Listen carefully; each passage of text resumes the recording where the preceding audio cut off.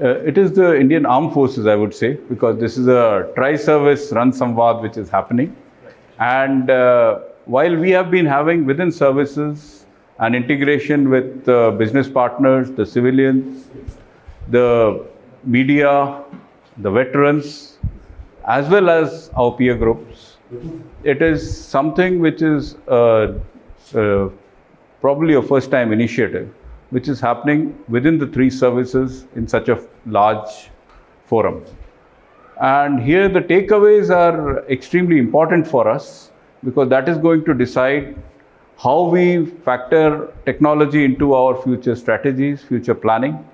And in a major way, we are getting good advice from our business partners, the industrial representatives who are here, the veterans, and we are also very happy that in various nuances of information domain, the media is also there to advise us. Technology has been one of the major factors which our Chief of the Army Staff has desired since last year to be imbibed into the entire army.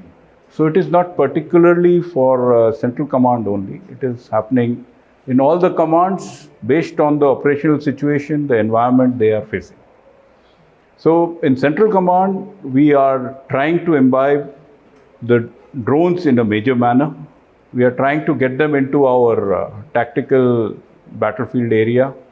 We are trying to train maximum soldiers for their operations. As we have seen during the Operation Sindoor, the large number of drones which the enemy had sent across.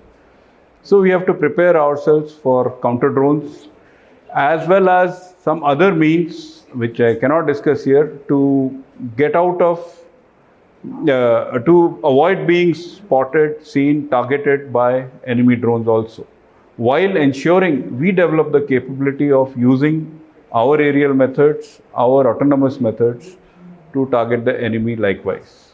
So this Ran Samvad is a good stepping stone, is a good primer to get all these discussions and the research going.